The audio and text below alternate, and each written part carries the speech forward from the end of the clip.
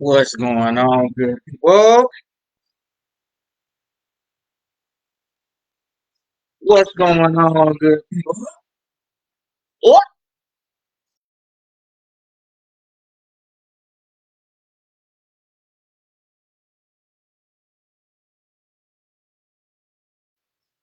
Everybody doing this evening?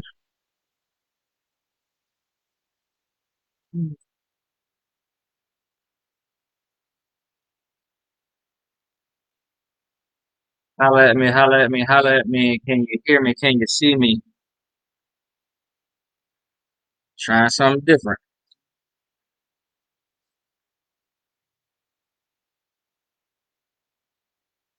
Hello, hello, hello, hello, hello. Is there anybody out there? Is there anybody here? Cool, cool.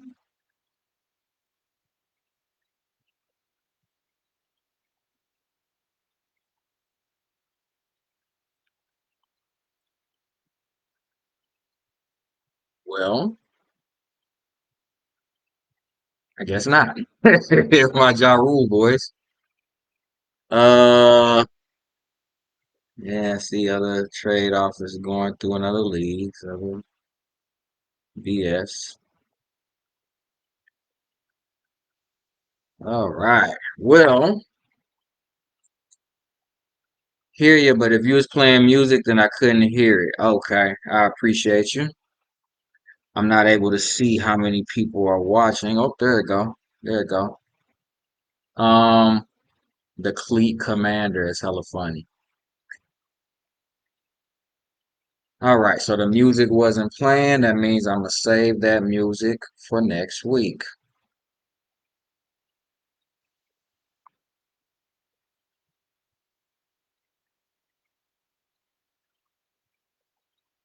All right, y'all can hear me okay? Can you see me okay? Is it choppy? Bad signal? Give me some feedback. Not sure how many people are actively watching, but let me know how it go. Just want to make sure that y'all can hear me clearly, that y'all can see me clearly, that I'm not pausing and doing the robot and all that, but everything is going smooth so that I know if I need to pivot to a different device or a different approach. If I'm coming through clear, I sound clear, my movements are okay, just give me a thumbs up or comment that everything is okay. Let me know. Before I get too deep into this thing, you hear me? Mhm.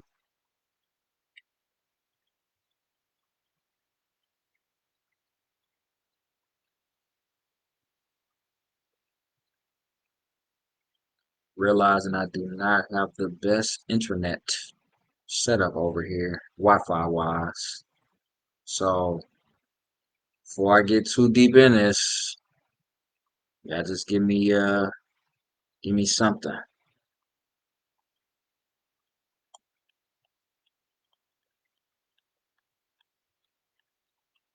Seeing any new comments. All right, we're gonna keep it moving. Very clear. Let's get it. Okay, that's all I need to know. Appreciate you, Tez. All right. Good morning, good afternoon, good evening. It is I, yes.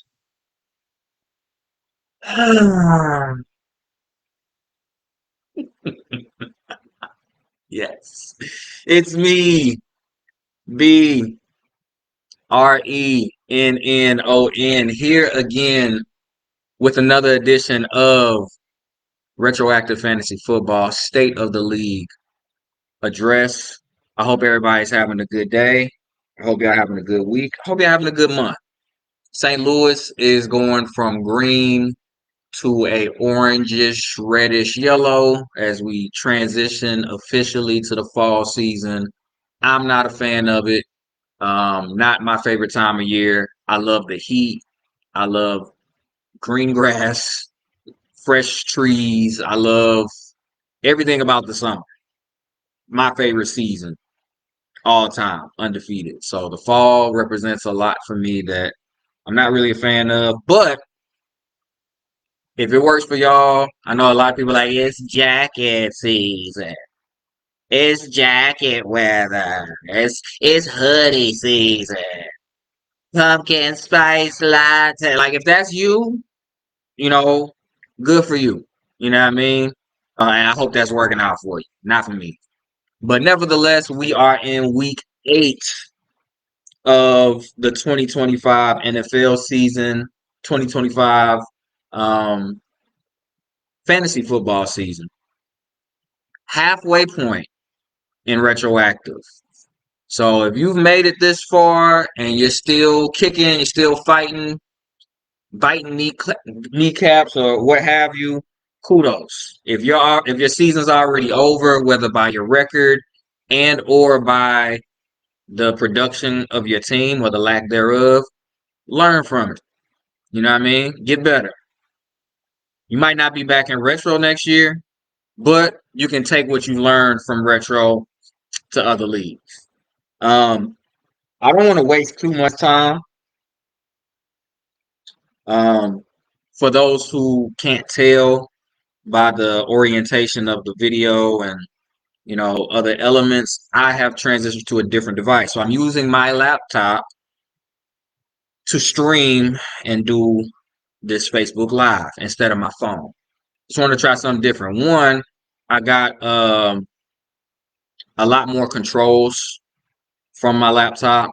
I didn't really like the video quality from my laptop in previous times that I've tried to stream or do Zooms and stuff like that. So I've always avoided using it. Um, but I just want to try something different because all in all, the goal is to get away from Facebook. I've been saying that for about 3 years now. And in the meantime, if I'm going to use Facebook, I'm going to see what different options and routes that I can take advantage of. Also, I thought I was going to be able to like play music um, from my laptop that you could hear while I'm streaming from my laptop. I just haven't figured that out yet. I probably have to do like a screen share kind of deal. But speaking of screen sharing, I can actually show y'all the scores from the different matchups as opposed to just talking through them and y'all just looking at my face like this. So that was the biggest thing. Y'all can see the scores for yourselves. They can be documented. And I do need to work on actually downloading these lives, translating them over to YouTube, and then working on building clips from there that could potentially garner a larger audience. So that's part of the strategy as well. Also, I want y'all to be able to see the scores, particularly for retroactive green and retroactive yellow, because I am not committed, if I'm being honest, I am not committed to spending as much time on green and yellow as I have so far this season or in previous seasons. Why? Shout out to J Flow. I see you in the comments. This my time. Sweats and hoodie. Fuck the pumpkin spice. I don't know. Maybe it's because I've heard a theory about this, J Flow, and I don't know if this is your story because I don't know what you look like. Um, the theory I've heard from one of my homegirls is that I like the summer as much as I do. I like heat as much as I do because I'm a little guy, right? I'm 5'7", give or take 160, 170, depending on where I'm at, fitness wise. So I'm smaller. I'm on the smaller side, right? I don't have a whole lot of activity, a lot of rubbing and touching. So for me going outside, even if I'm sweating, not a big deal. Not as big of a deal. Versus some, based on the American standard, average size people. Some average American size individuals. They might get outside, touch the humidity, and their outfit is done for the day.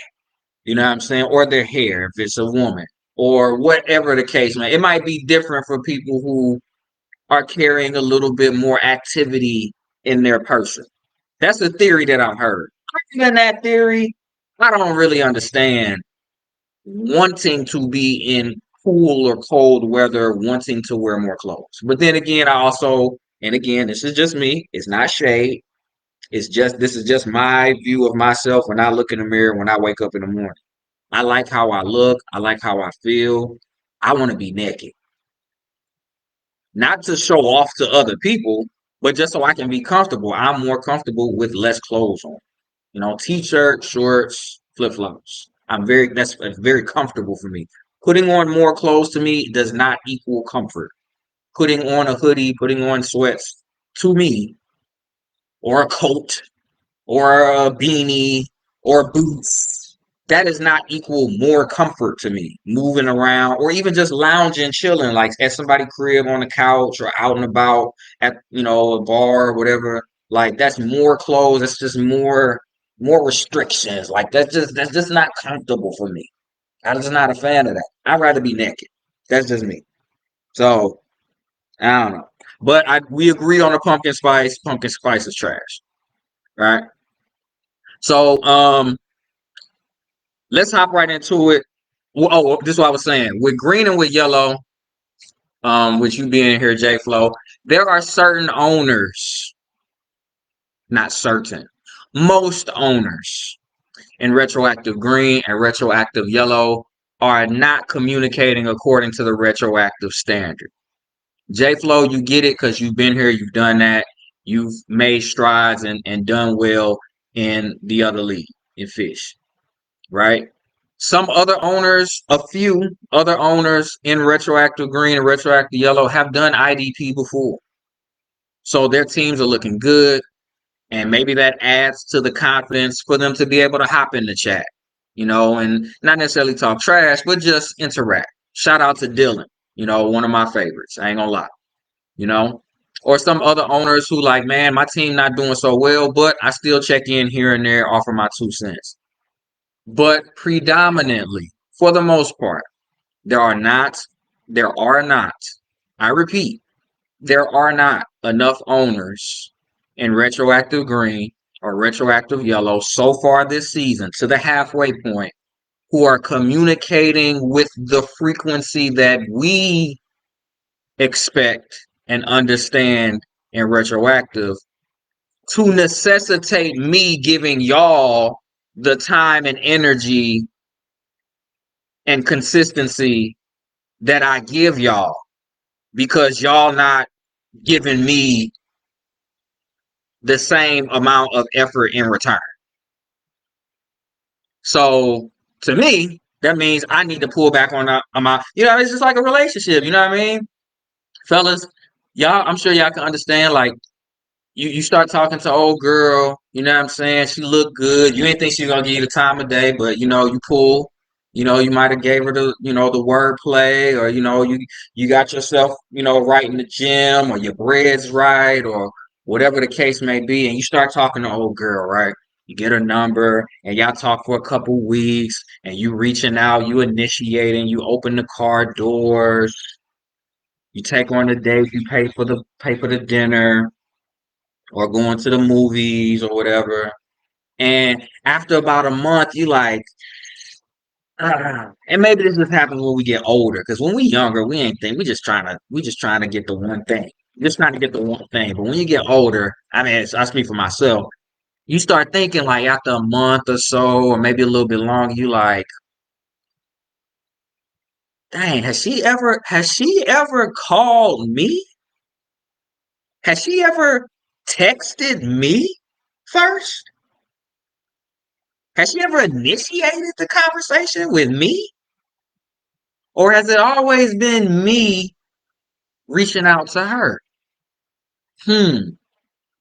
When we on the phone and we chatting or we got a good text convo going, is she ever asking me how my day was? How I feel on the inside? Is she ever asked me what I think or what I feel, what my dreams are? Or is it always just one way? Is it just a one-way street? It's the same way with this. I feel like it's a one-way street.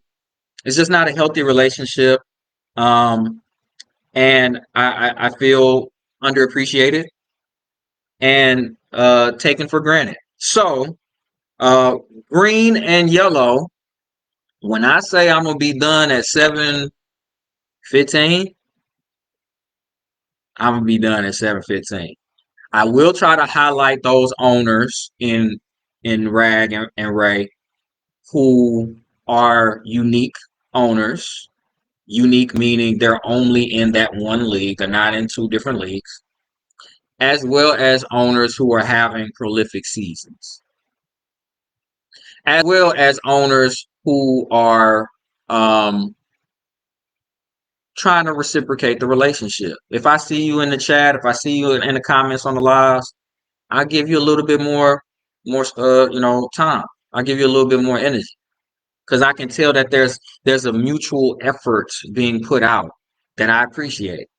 But if I ain't heard your name or seen you post nothing or you and your team, yeah, your team, yeah, that's done. So we're going to get done with both of those leagues at 7:15. If you're here for rap, check in at 7:15. I might take 5 minutes to give you some water, and we're gonna hop right in at 7:15, 7:20. So when you talk about the stuff that the owners who have actually been more consistent with interacting and communicating, the stuff y'all care about, which is, to be honest, is rap. All right. And also, y'all are a little privileged in green and yellow as well. Y'all a little privileged, right? Y'all ain't really have to earn this screen time and this face time. You know what I'm saying? You didn't have to work as hard as some of these other owners to get to the point where I'm talking about your team and giving you analysis and detail and advice and like y'all gotta earn it. Especially after some of these trades I done seen coming up on the deadline. Y'all gotta earn it. Cause I saw a lot of stupidity today. It is trade deadline day if you didn't know. Right? So some of y'all gotta earn a little bit more from the commish. And that starts today. All right. Again, if you're for rap, check back in about an hour. Somebody tell Coach Ryan F in the Discord chat that I'm live. Um, we're gonna talk about that too. We're gonna talk about this thing between the ears right here. We're gonna talk about that when I get to the rap chat. So if you are in green or in yellow, stick around even after green and yellow is done, because we gotta talk about some stuff going on up here. All right, that's better. All right. I'm with you, Ralph. Some people swear fast. All right, let's hop into green. All right, can y'all still see me? I'm gonna try something. Juan, why is your wife asking to join retroactive football, fantasy football group?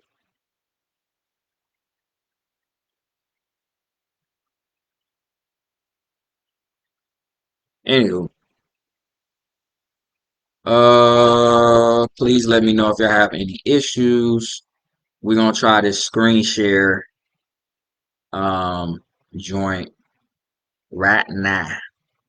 Insight settings, stream viewer. Uh, and if anybody has any wisdom on how to do this, clipping, clips from your live video, no clips to display. Create a clip from the last 60 seconds of your live video. Huh, okay. Facebook is good for something. So I can create clips from my laptop. Create a clip from the video, cross post to more pages, publish a poll, boost live video, everything but the screen share joint. I know I saw it. I know you see it. I know you see it. And like,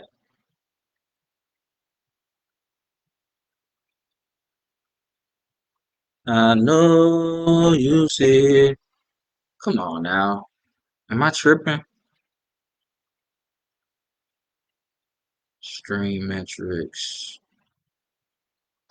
Screen share. Maybe it's not on here like I thought. Maybe I have to do it before I start the live video. But I could have sworn distribution, share, monetization. Quickly go live from your computer using a webcam. Scheduling.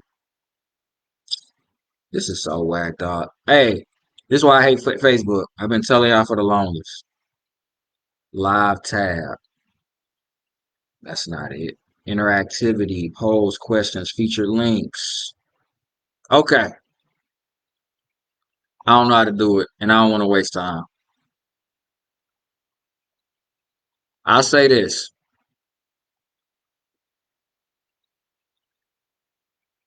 Since I don't know what I'm doing. I'll say this. Go to the YouTube channel and hit subscribe. That's what you can do. Jordan Parks, you have to do it before going live. Okay, that's whack. So essentially, if I do want to do that format that I was talking about, I can't go back and forth from my camera on my laptop to my screen. I have to pick one or the other before the live starts, which to me defeats the purpose of doing it on my laptop. I could do that on my phone. But it is what it is. So we're there. Let's hop into green. You have to just look at my ugly face the whole night. First matchup that I want to talk about was an ass beating in retroactive green. The owner, co-owner of my team, also a rap owner, blew out, not flew out, but blew out a rookie, and then proceeded to try to take advantage of said rookie the past 24 hours. Jordan Parks, aka Built to Ass, got the victory in green, 298.14 to 207.62 against Bobby Boucher, aka John Wagner. John, you respond to the DMs much like a few other owners in retroactive, but you not in the chat enough, bro. And because you're not in the chat enough, you almost got swindled, which I'll talk about in a second, and I'll connect that to the rap talk or the rap recap. But nevertheless, Jordan got the win, dominant fashion. Jonathan Taylor, 32.7 points. Travis Hunter, 24.1. Chris Olave, 24.3. Derek Brown, 25 points. I missed that one. 20 points and double-digit scoring across the board. John Wagner, aka Bobby Boucher, he had Jahmyr Gibbs. Remember that. Jahmyr Gibbs gave him 42.3 points. Servassier Dennis went for 24, and Jordan Addison went for 21. Just not enough support from John Wagner's defense. And again, Jordan double dipping between two retro leagues and running his own league. Plenty of opportunities to see different things that needed to be done to improve his roster, and it paid off for him this week, and it has paid off for him thus far this season to be the number one owner so far in green, or number two owner. Forgive me. Moving right along, we're going to talk about a unique owner in green who is in the chat with frequency and who is competing at a high level. Three things that I asked for. It's only three things I'm asking for. And he's going 3 for 3. I Am Legend, aka J Flow, aka Justin Flowers, remains undefeated, the number one owner in retroactive green, after he also blew out a rookie who just decided to donate his money to the retroactive fantasy football discretionary fund. I don't know why. He was very adamant about getting back into the league just to perform like this. Makes no sense to me. Kenny Bryant, aka there can only be one. Um, J Flow remains undefeated after a 285.14 to 182.12 blew out, not flew out victory. A hunter ball against Kenny Bryant, aka there can only be one, dropping Kenny to 1-6. Um, equal to John Wagner. J Flow, let's talk about your team, bro. It's just so much on the wire in green. I feel like you built your team off the wire because there really wasn't no trades going through up until this week. It's either off the wire or through the draft. Okay, there was one big trade here, the beginning of the season, September 10th. You sent away a decent amount. Roma Dunze, Abdul Carter, JCM, Kirby Joseph, Janu. You got Jake Ferguson, you got Zach Charbonnet, and Talanoa Hufanga. I keep wanting to call him Tylenol. Tylenol Hufanga. But nevertheless, we're just gonna talk about the team you got now. CeeDee Lamb went for 26.5. Keenan Allen went for 25.4. Tremaine Edmonds went for 25.5. DeAndre Swift went for 22.3. Dominant performances from a select few guys. You got enough double-digit scores from other guys to get you into a competitive scoring range. 285. Very respectable score. Well distributed scoring across the board. It wasn't just 6 or 7 guys carrying the burden. Everybody got in on the party. The single digit scores you had were still putting up 8s and 9s. So it was still close enough to double digits to where everybody did their part. Very dominant score. Kenny, I'm not gonna talk about your team, bro, because you don't care. You, like I said, you just donated your money. James's Rotten Junipers got a upset victory over multiple. I ain't gonna say upset, but yeah, somebody had to win. It's two bad owners. Um, Davin Haymore, aka multiple scoregasm, 200.38 to 193.08, just a 7-point win. Benefit of home field advantage worked in James's, aka Hayden's favor. He is now 4-3. It is the most fraudulent 4-3 I've ever seen in fantasy football. He might end up making a wild card against owners in more difficult divisions because you are in the evergreen division, if I'm not mistaken. And this is one of those owners that's not saying a whole lot, so I'm not going to say a whole lot. But I am curious as to how this man got to 4-3. I'm going to pull up the schedule real quick. Like. Also, I can see the comments a lot easier on the laptop. So let me check those. All right, yeah. What's his name? James had he had 2 games over 230. One was a 253, one was a 285. Both of those were victories. The other 2 victories were with a 212 and a 200. And then all his other matchups were under 230. So not an impressive 4-3 whatsoever. And I don't want to spend a whole lot of time over there. Davin, you know what I'm saying? You seem like cool people. When I met you at Jordan Crib, you was interested in getting over here and getting to taste the IDP and seeing if you could, find your way. You haven't said nothing in the chat. If you have learned anything in your time in green, it's not showing. The lineup has not gotten any better. It's pretty much just been and you got CMC over there giving you 37.6 points. And you got Dak Prescott giving you 31 points, and you still ain't break 200. So it's not that you don't have talent, but you have not invested in surrounding your talent with more talent. Trades, the wire, etc. Now, this is one thing I'll repeat throughout tonight. It's kind of the theme of the evening. If you're a newer owner to IDP, to retro, whatever, the emphasis in this league is on communication. Communication is emphasized in the main chats, in your respective league channel on Discord, and in the DMs.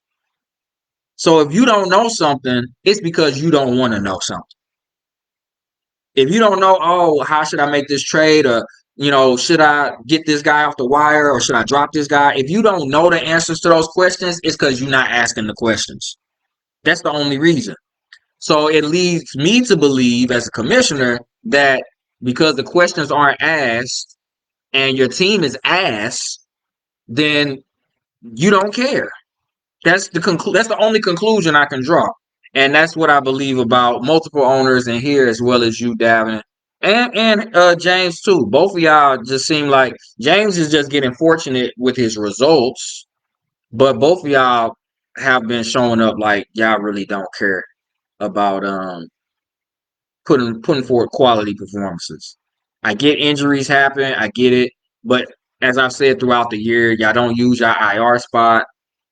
Bucky Irvin has been out. Garrett Wilson has been out. Brock Purdy has been out, and you still have an IR slot open, James. So it's like I shouldn't even have gave you that much time, to be honest.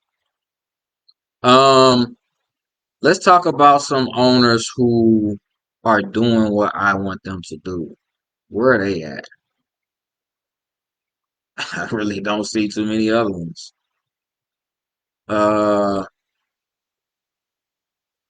Ryan Stevens. I mean, I haven't really seen you in the chat either, for real, gang. Who is that? Reese. Let's talk about Reese. Reese has been one of those owners who's checked in on the lives, on the STLs, as well as in the Discord every now and then. Still not really that frequent, but along the lines of once a week. It's close to once a week. I'll give you that credit. Midwest Chain Gang is his team name. He did take the L this week after a strong 4-2 start. 221.02 to 195.78. He took the L to B Dougie with a snuggie, aka Bryce Douglas. Bryce goes to 5-2. Reese drops to 4-3. Bryce actually has been one of those owners. The performances haven't been that dominant, but he has been very consistent with hopping in the chat, just offering his 2 cents, ask a question every now and then, or try to improve his roster, like actually trying to make moves to get better instead of just going with what he got.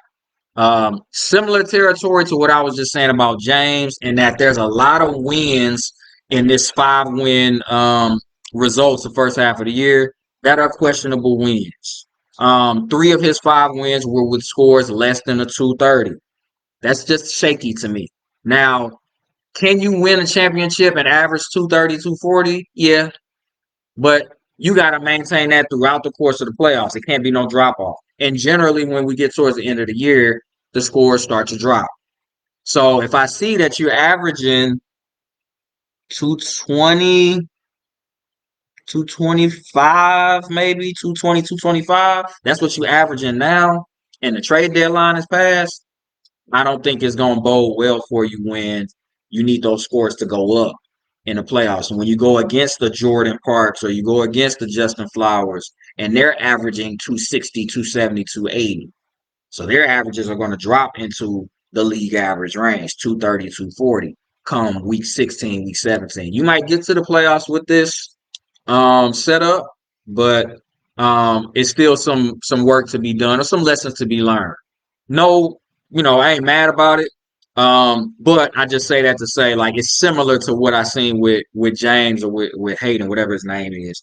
Difference is you do communicate, and I appreciate that. You do try to improve your roster. You do try to be active and engaged. You had Jackson Dart give you 36.42 points. Josh Jacobs gave you 18.3. Zach Charbonnet, 18.5. Micah Parsons popped out and looked like Micah Parsons for a week, and he gave you 22 points. A lot of good double-digit scores. Difference between What I was saying about, I think, J Flow, right?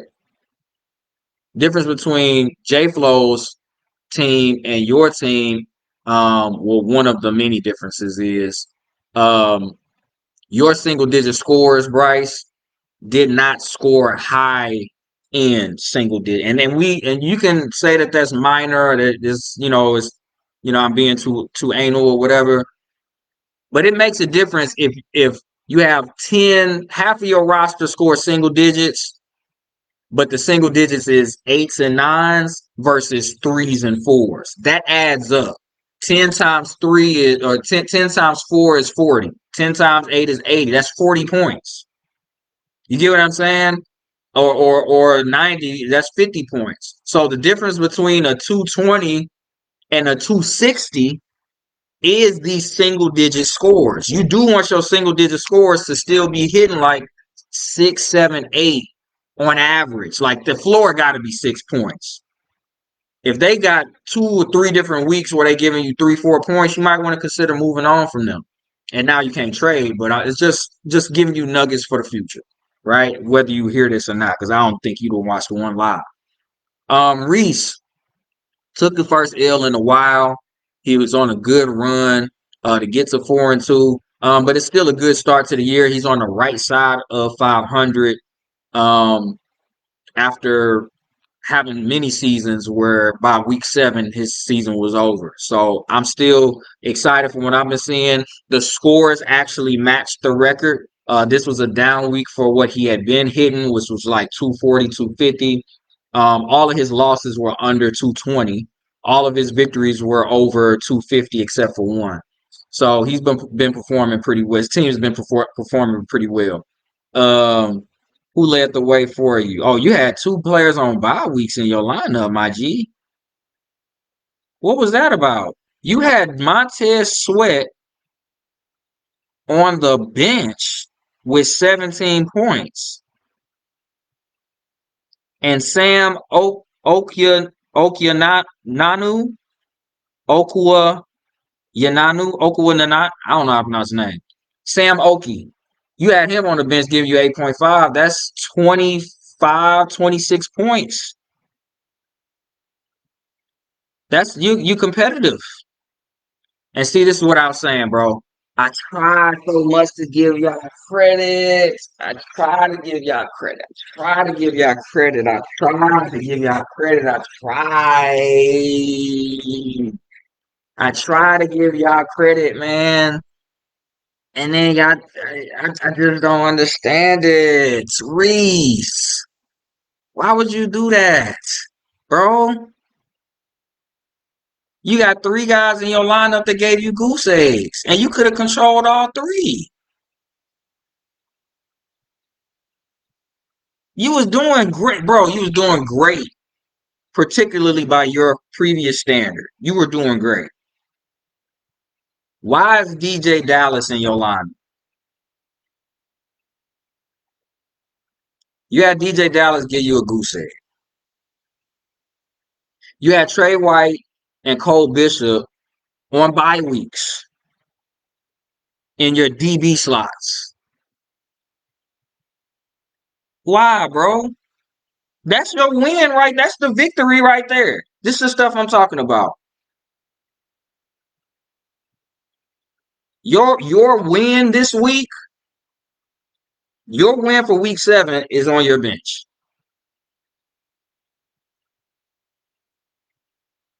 I'll give you so much credit, so much kudos. 3 goose eggs. And you lost by 25 points, 26 points. You lost by the number of points that you left on your bench. Literally, the exact number of points that you left on your bench. That's how you lost. Exactly. Daniel Jones went for 26.22 points. Ernest Jones went for 23 points. Shamar James went for 21. You had some great performances from core guys. T. Higgins popped out with an 18-6. Caden Ellis gave you 19. Just your D line didn't help you out, which you have a really, really good D line. Patrick Queen didn't help you out. He only gave you 5. I get it, but when it's all said and done in a tight matchup, when you do stuff like that in a tight matchup, I can't even blame it on the lackluster performances from the guys you started because you still had control of getting the W. You gave that control away by not setting your line. Hopefully, that's not indicative of what it's going to be like for you in the second half of the season. I would really be frustrated and crushed. Um, Another owner who basically donated his money, Easy Work, aka Kyle Hubbard, he got a 150.86, almost losing by 100 points to Hitman, aka Harrison Decker, who got a 246.44. Solid score as it's been all year. He moves to 6-1, first in the Dinero division, which he's pretty much wrapped up with that victory. Um, Another owner in the Dinero division actually put up a good score, but I mentioned a couple times he pretty much is, you know, packed it up for the season and shifted his focus to rap. CJ Matthews, aka Death Dealers Inc. He took an L this week, 246.16 to 253.24 to probably the worst owner in all of Retroactive, who now has 3 wins. I think y'all should be ashamed of yourselves for letting him get those 3 wins. He actually put up a good score. Christopher's corroded team, aka Christopher Melendez, put up a 253. He got Rasheed Rice back. Um, he still has Bajan, Javante Williams, Michael Pittman Jr. So he's got an offense. His offense is rocking. Ramondre and Cam Scatterboo in the flex spots. His offense is rocking. Jalen Hurts gave him 35. Defense is not doing so hot, especially a linebacker. He started Jack Sanborn, which is just a reminder of the incompetence, but he got away with it because his offense is solid as it is. So he's basically riding his offense out the rest of the year to try to get a playoff spot and disrupt some things, which is it's crazy. But he's competing. One thing I will say, even though he ain't been communicating for nothing, and he's not really on the wire as he should be, or trading, or really trying to get better. It's not really trying to get better, like with knowledge. He has been trying to get better with free agents. He has been trying to add guys and drop guys little by little and manage his roster. I will give him that credit. He has been consistent with that since the first time I called him out, or since I changed his team name. So got another win. 253, very respectable score. Michelob United. Young Eddie got a victory, 237.74 to 229.84 against a quality owner. Who are you? AKA Cortez Jackson Jr. Eddie moves to 3-4 in the second in the Dinero division, and Tez drops to 4-3, which is second in the Toxic division. I don't think it's too big of a deal for Tez, just because of the roster that he's got. But it was a low scoring week for him, and a quality win for against a quality owner for Eddie. Eddie, you had Patrick Mahomes give you 32.24 points. Devonta Smith went for 35.8, and then you got a 24.4 from Trey McBride. Um, Quality scores, offense all contributed. Big boom scores from your offense helped you out this week. Your defense, your linebackers didn't do nothing for you, which is crazy. If they had did anything, your score would have looked a lot healthier, closer to 250s, because all your defensive backs and defensive flexes did what they were supposed to do. Jalen Hunt went and got an interception for a touchdown for you, and he got 13 points. And all your DBs and your defensive flexes all got double-digit scores. So 237 is a solid score, and a well-earned victory.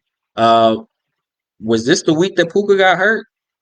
I thought he got hurt last. Oh no, he got hurt that week. Okay, no, Puka got hurt the week before. So you left Puka in your man. See,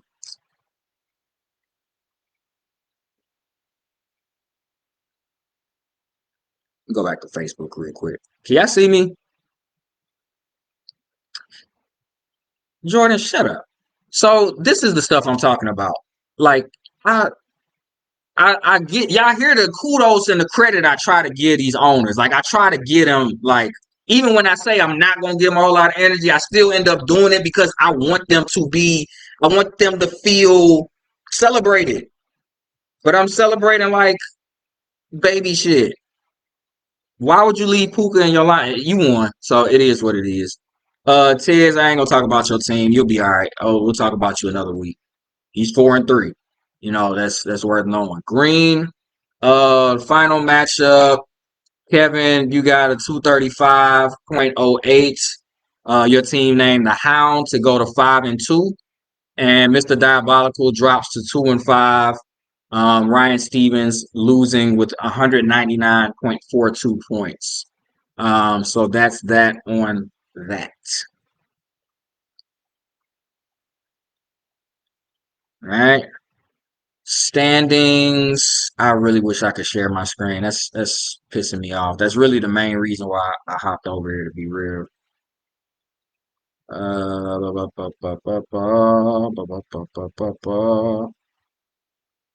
I can't. I can't. I still was trying to figure out how to switch the screen.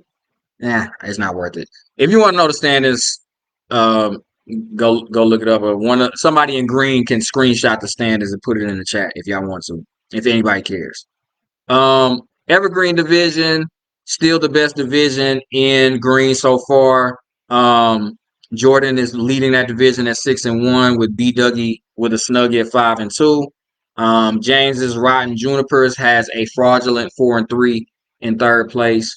Moving to the toxic division, I Am Legend, aka J Flow, is 7-0. Tez is 4-3.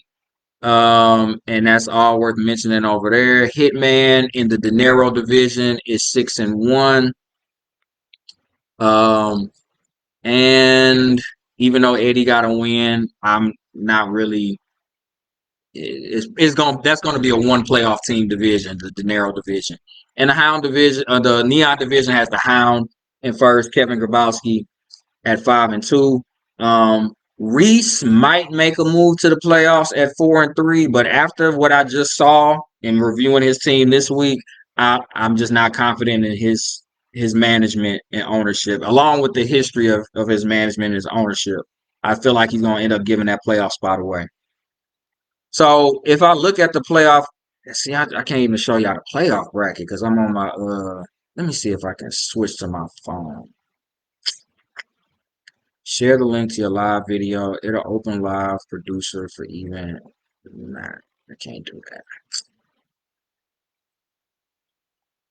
Anyway, playoff bracket right now. Reese is in the 8th seed going up against J Flow in the first round. That would be a grand opening, grand closing. Jordan would be seeing James's Rotten Junipers in the 2-7 matchup. Quick win for Jordan. Harrison would have a 3-6 matchup against Tez. That would be a good matchup. And then Kevin would have B Dougie with a snuggie, which I believe Kevin would win that. So pretty much all of the unique green owners would be done by the semifinal round of the playoffs. That's not really what I wanted this to look like, but it is what it is. When I bring veterans in, they do what veterans supposed to do. 5 veterans make the playoffs, and they all make it to the second round. J Flow, you do have the chance to be the one owner who is only in one league, not in rap, to still win it all. And the way your team is looking and the moves that you made, the opportunity is there. And just a quick look at those moves. The trades. Trade deadline trades. J Flow, you traded away Josh Downs, Darnell Mooney, Travion Henderson to Kenny for Chuba Hubbard. I don't think that's a terrible trade because Darnell Mooney ain't been doing much. However, is Rico Dowdle gonna let Chuba Hubbard back in the door with how he's been performing? Will the Panthers be that smart to let Chuba Hubbard just come back in and take touches away from Rico, as hot as Rico been. I don't think that's smart, but we'll see. Dumb franchises do dumb things. I should know. I'm a Raiders fan. And then J Flow, you traded Alec Pierce, Grover Stewart, Kenneth Gainwell, and Cade Otton for Myles Garrett. Fair to say that you overpaid. However, I know some of them guys came off the wire. Those weren't all drafted guys. Alec Pierce came off the wire. Where did Grover Stewart come from? Off the wire. Where did Kenneth Gainwell come from? Off the wire. You might have drafted Cade Otton. Oh no, you got Cade Otton. All of those pieces you got off the wire, you traded for Myles Garrett. So, Kenny, don't ever ask me to come back to this league again, bro. Don't ever ask me. Don't ever ask me to come back to this league again. Seriously. Don't ever ask me. And then the final two trades were Jordan, you traded Breece, or you attempted to trade Breece Hall and Chris Olave for Jahmyr Gibbs. I'll say that one more time for those who are paying attention, if your ears perked up. You attempted to trade away Breece Hall and Chris Olave for Jahmyr Gibbs. And I'll talk about how that went when I get to wrap. And then you also traded away Kendrick Bourne, Pete Werner, and Derek Brown for DK Metcalf to another struggling rookie owner. So we'll talk about all that when we get to wrap. We'll give that a little more detail. Ray review. Where are my Ray owners at?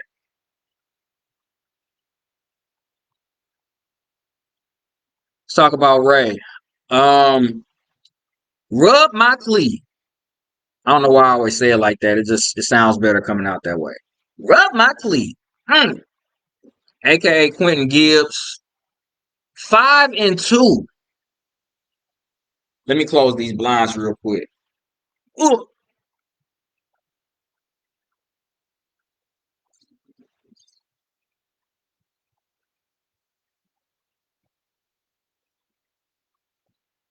All right.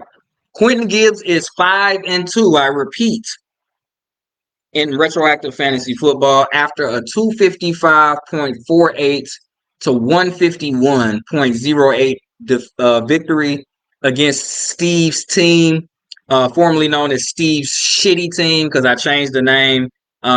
He still has been performing that way, as you can tell by the score. He drops to 1-6. Not worth talking about. Quentin, you moved to 5-2. Very impressive score, very impressive record. Kudos. Who led your team in scoring this week? Keenan Allen, 25.4 points. Shamar James, 21 points. Quentin Lake, 22 points. Solid roster. Good distribution of the scoring. I'm very impressed. I wanted to say you and Reese, but I saw some things with Reese when I talked about Green that got me nervous about management long term. But nevertheless, y'all are the two stories of retroactive green and yellow this season of owners who have stepped it up. Y'all had some bad performances and bad seasons in rap in previous years.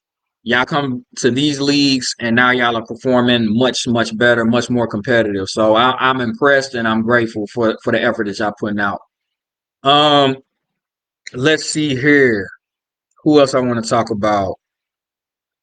Did anybody tell Ryan Franklin that I'm live on Facebook? My guess is no. Y'all probably just didn't even respond to it, which that's part of the problem too.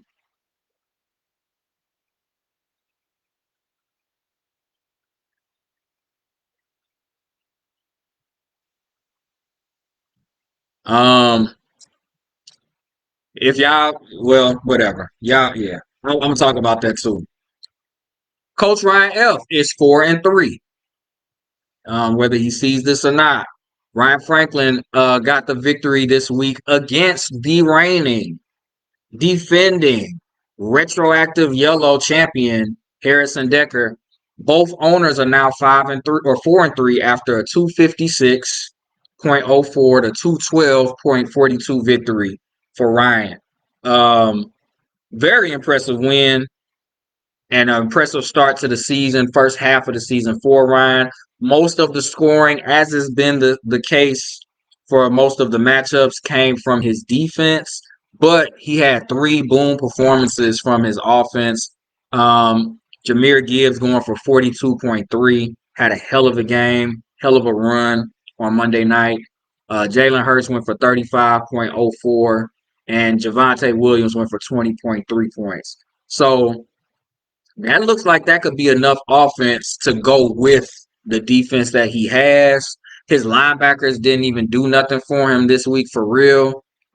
He was another one that started Jack Sanborn for reasons unknown. You had Nakobe Dean, you had other options. Kenneth Murray and your defensive flex. You could have started him at linebacker and did something else with the flex spot. I know you're busy. Everybody busy. Everybody busy. Busy, busy, busy, busy, busy. You still got the win, so it is what it is. But the defense is there. TJ Watt only got 3. Jared Verse only got 7. Jahai Campbell only got 6. And yet he still managed a 250 based on his defense primarily. All his defensive backs, his defensive flexes got good double-digit scores. 16s, 17s, 18s, a 20 spot. So impressive score for him. Harrison had some decent scores, but his defense didn't really. His defensive line didn't really do much for him, and his offense didn't either. Single digit scores were low end single digit scores. Um, he did get something from his offense, but the guy, if they didn't score 10, they basically gave him like a 3 or a 2, and I think that's the biggest difference. If he at least got 6s and 7s from his single digit guys, he probably would have been more competitive, like a 220 something, 230 something. Um, but I think he'll be fine. He's in good shape. I'm not as sold on him as I was at the beginning of the year based on his roster composition. And maybe I'll talk about that on another date. Let's see. Let's see. Let's see. Let's see. Who I want to talk about now? Quick highlight for this owner, 6-1, Suck a Ninja Nix or Sutton, aka Dez Burton. He got the victory 268.28 to 199.64 against playing to the max, aka Nathan Arnold. Moves Dez to 6-1, drops Nathan to 4-3. Dez has a very dominant roster, well distributed scoring. Linebacking core, D line, um, defensive backs, defensive flexes. Offense is not as strong, but he still has CMC going for 20, 30 any given week. And he does have receivers that can have games. So he's got a solid roster. The scores bear that out. He's got some guys on the IR that can come back and help him as we get down the stretch. He is somebody to be reckoned with in Ray. Nathan, similar. He had some down scores from some quality guys, which brought him to less than to a sub 200 score. Not nothing to be too worried about, but for both owners, not active in the chat, so I'm not going to spend too much time on a team. I'm not going to talk about that matchup at all. I'm not going to talk about that matchup at all. Shout out to you, Av. I don't know what happened, brother. Nevertheless, I am glad to have you back. You got some guys on this roster too. A lot of them hurt, but yeah, it didn't work. It didn't work this year. I'll just leave it at that. Didn't work for you. Brock Purdy. I'm disappointed. I'm gonna be honest. I'm disappointed in my guy Reese CS aka Glock Purdy. He took a loss this week, giving the first victory of the season to True Assassins, aka Janine Truesdale, 243.38 to 181.18. Janine's team had not been performing well all year, and Glock Purdy picked a bad week to have a bad week. I don't think that's too indicative of Reese going into the playoffs. However, there were some concerning scores or non-scores here. Looking at the bench, you do still have Emeka Ibuka. You had Josh Allen on bye. Okay, you gotta mention that. But that's putting a lot on his plate. You still had Joe Flacco give you 33 points, 34 points. So you didn't have got your D line show up. They didn't really give you much. Your DBs went crazy for you. They stood on their head. But your offense didn't do nothing. You got Calvin Ridley, Ricky Pearsall, who didn't play. I don't know why he was in the lineup. Mike Mayer didn't do nothing. Jerome Ford didn't do nothing. Yeah, your offense gave you nothing. Saquon gave you 4 points. So your offense let you down. Offense let you down, and you let yourself down by having some of them guys in the start lineup. Janine had CeeDee Lamb go for 26, Jamie and Sherwood 24. Barrett Carter went for 20. So the linebacking core got stronger through the wire. Frankie Louvu, Cedric Gray, solid linebacking core. Yaya Diaby, he went for 17. Got a good D line, good defensive back. So the defense is there. T. Higgins finally popped out with an 18.6. So I know she was enjoying watching her opponent's quarterback throw her receiver the ball. I know she was enjoying that. The core of the roster is here to make a run, but Janine can't lose. She's 1-6. She literally has to win out to try to make the playoffs. And she has some of the guys to do it. CeeDee Lamb, Rome Odunze, T. Higgins. That could get it done, along with the defense that she got. But it can't be no misses. Everybody has to be on point every week. Oh, she got Greg Rousseau on the bench too. So man, the team is there. She got the team there. We'll see if they make a run. That would be like all time great if she could take this 0-6 team to the playoffs. Because the 243 is an indication that the scores can be there. We'll see. I'm gonna keep an eye out for that one. Final matchup to mention in Ray. Yeah, I ain't gonna talk about that one either. Well, I'll mention real quick. Falcoholics took the L. Abe Corey to M6, aka Marcos Camacho, 241.3 to 215.62. That was a matchup of two owners. Could have went different. M6 was at 500. Falcoholics was 5-1. So he actually closed the gap. He might have definitely changed the seeding for the playoffs with this victory. Let me pull up these standings. There we go. M6 had Justin Herbert go for 38.9. Might have been his best game of the year. 28.1 from AJ Brown. Definitely was his best game of the year. And Trey McBride went for 24.4. So some boom performances from the offense from Marcos definitely helped. When I say your defense didn't do nothing, I really wish everybody could see this. If you're in yellow, you go look at his performance this week. Linebackers didn't do this. Linebackers, 3 starting linebackers combined for 9 points. And he got some names at linebacker. His offense definitely did all the heavy lifting. D-line didn't do nothing. They combined for 13 points.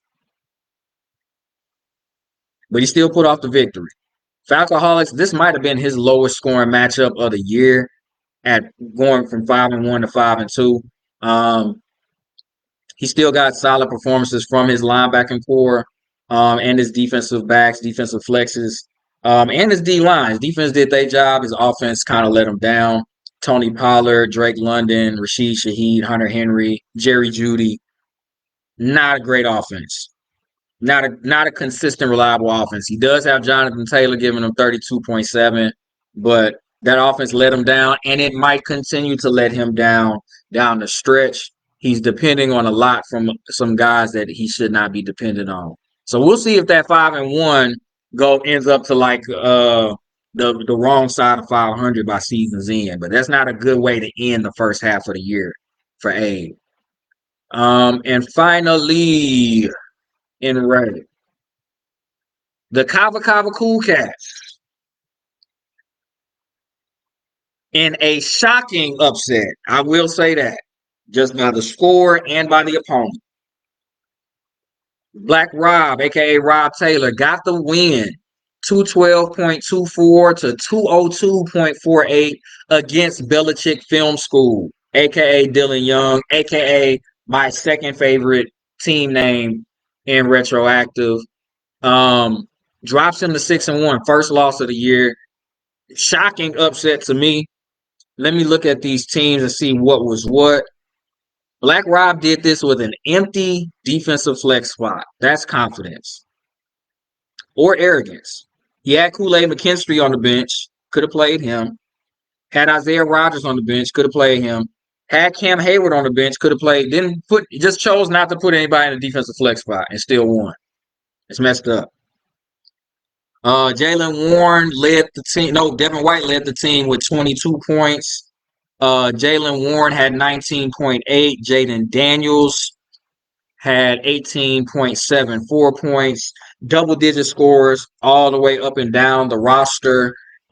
Great contributions from his defensive backs. Solid contributions from his linebacking core. Solid contributions from his flex spots. Spotty contributions from his starting offense, but it was enough this week. He managed to overcome that empty spot. I ain't even gonna say it's impressive because it was too low scores. It was fortunate. He was fortunate. The defense did what they were supposed to do. The offense was shaky, and he managed to pull out a 212, which was enough this week.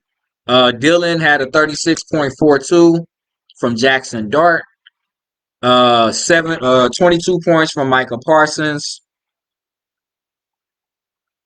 And 17 points from Demario Davis. George Kittle was in the starting lineup. That was a faux pas from Dylan. Probably the first mistake he's made all year in terms of roster decisions. Tutu Atwell gave him a goose egg too. Just again, decision making cost you your matchup. Nobody could have predicted a Landon Roberts going for 25 points with how he's been performing all season. But paying attention.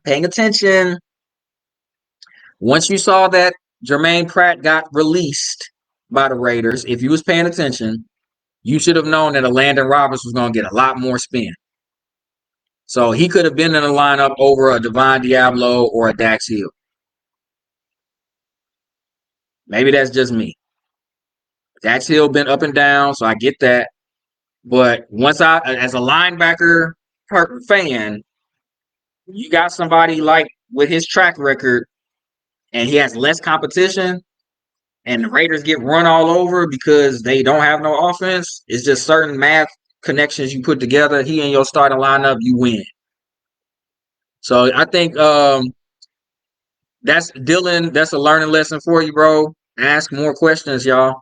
That goes back to this asking more questions.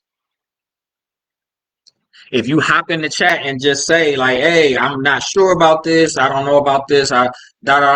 What should I do here? Is this a good move?" Boom, boom, boom. Or in the DMs, like how do people in the DMs? People will respond. They'll help you. We're not mean people, other than one owner who's a shitbag. But most of us are not mean people, and we'll help you. And that could have, that would have been 10 points. You could have got 10 points just from asking the question in the chat, and you would have stayed undefeated. It is what it is. It's one loss. Kudos to Black Rob for moving to 4-3 with that victory. First in the Furnace division, defeating another division leader, Dylan Young, who leads the Kingdom division. And as we're talking about divisions, we'll wrap it up with this. The Kingdom division is still the best division in Ray. Currently, every owner is still over 500 halfway through the season. Very impressive, particularly with the second place owner being Quentin Gibbs. Look, I ain't gonna give you a standing ovation, but I will give you an ovation. That is impressive, being 5-2 halfway through the year, in that division particularly. So I give you your credit, bro.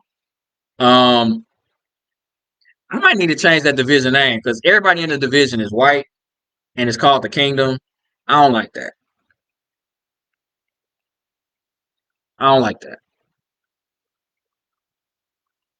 Let me put that in the comments. I don't like that. I don't like that everybody in the Kingdom division is white and the name of the division is the Kingdom. I just, that just don't sit well with me. I might have to figure out how to. We're gonna have to recalibrate that name, that division name. But that's neither here nor there. The Sahara division is led by Dez, followed by M6, Coach Ryan F, and owner not worth mentioning. Three owners over 500, so they are a competitive division as well. I'm not really sure how that's going to turn out, if anybody's going to be able to close the gap between Dez um, and the two 4-win teams, two game difference. But there's still a chance for some wild cards to come out of that division.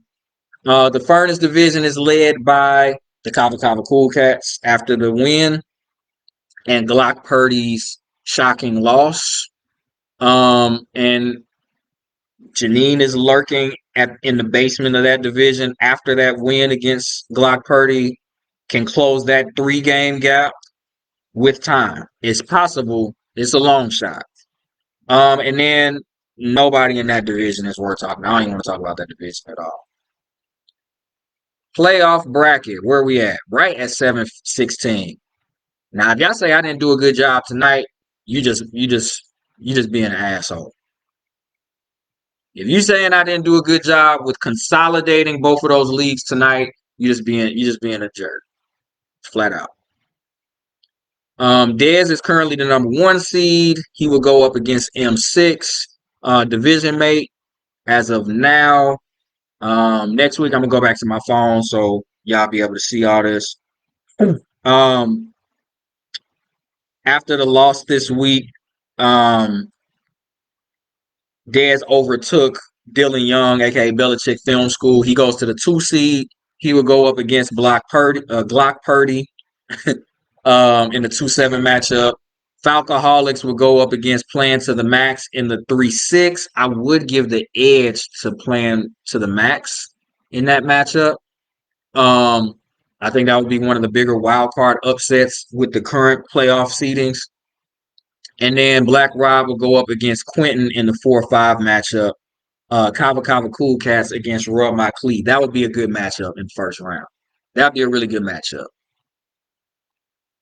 And that's all I've got to say about that. Let me know if y'all see the YouTube link it should be like a featured link or pinned post or something that you can see, whether you're on a mobile device or on a computer. You should be able to see the YouTube link that's pinned. If you don't see it, let me know. I don't know where it's going to be at because this is my first time doing it.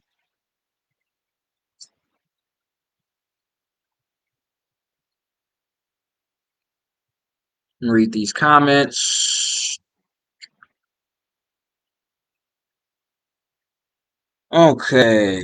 Correct that number 2. That number 2. I don't remember what I was talking about. That number 2. My cousin 5-2. I like it. My fishy son is still undefeated. Ha! I need my child support. That's hella funny. Son, talk to your mama. I know my last payment sent. She dropped on a new bag.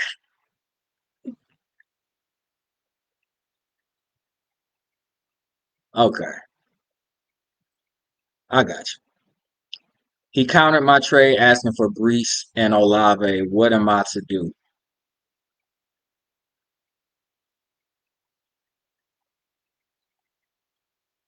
Okay, thank you, Jordan. Missed Die being out, he played at 3. Got you. Got you, got you, got you. Fair enough. I hate that. That's why I don't like the afternoon, but I understand that. Yeah, let me make a note. Change division name.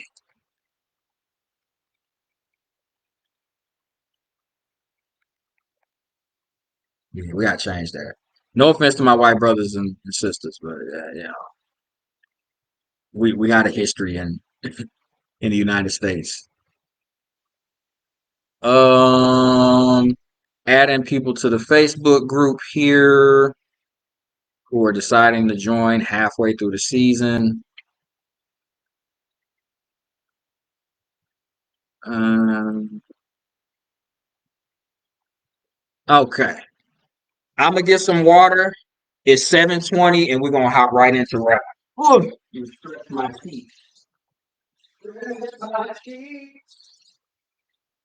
Stretch my feet. I'm gonna stretch my feet. Oh, stretch my feet. Yeah, yeah, yeah.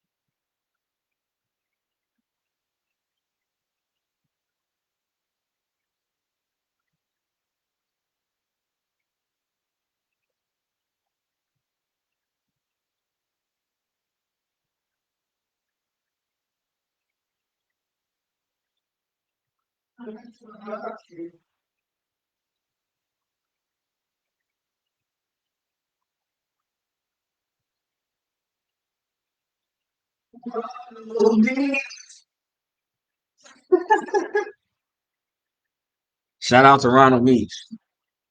Where it came from.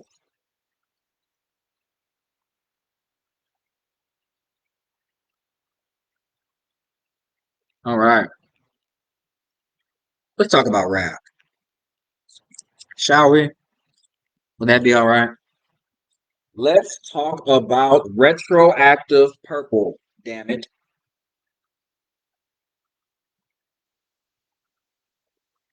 Let's talk about it.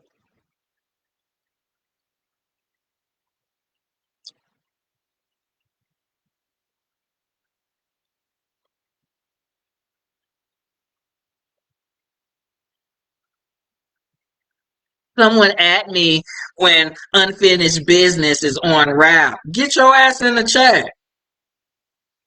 Get your ass on the live.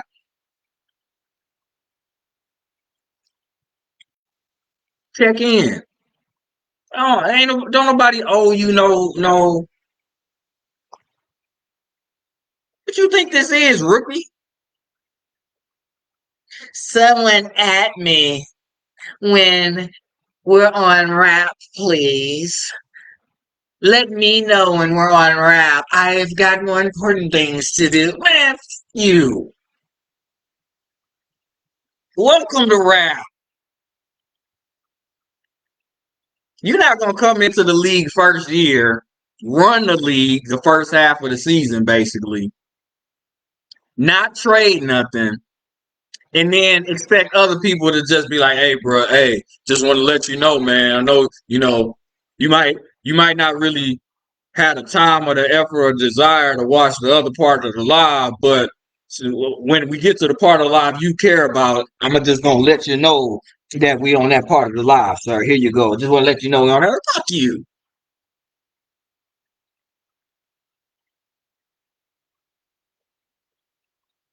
Use your fingers like anybody else.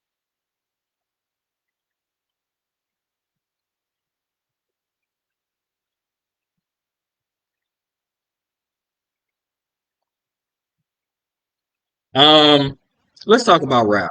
All right. If you were on the live while I was talking about retroactive green,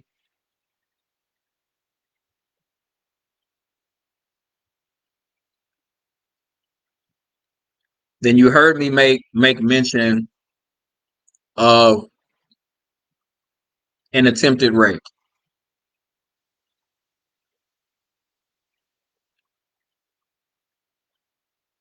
Let's talk about it. Implied consent is not consent. All right. Implied consent is not consent.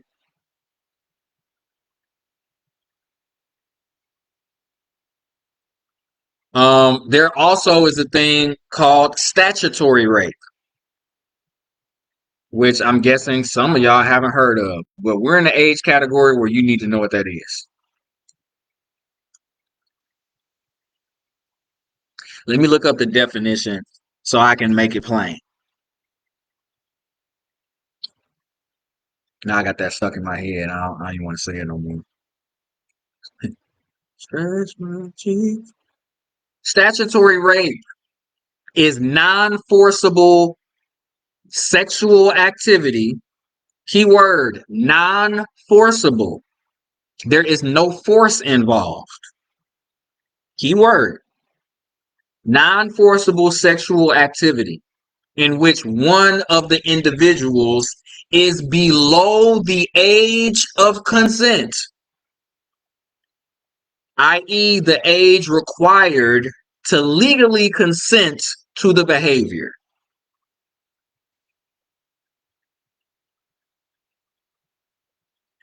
All right? What we're going to do in this rap recap is we're going to substitute the word sexually with trade. All right? Or sexual.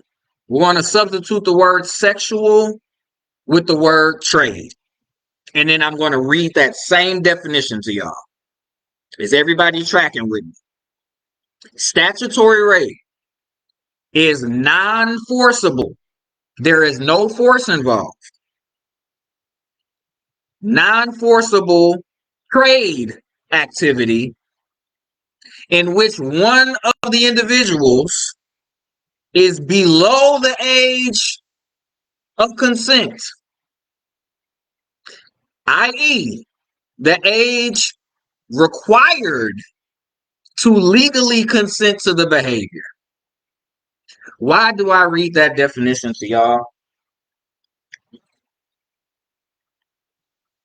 Because we have a reoccurrence. We have a Halley's comet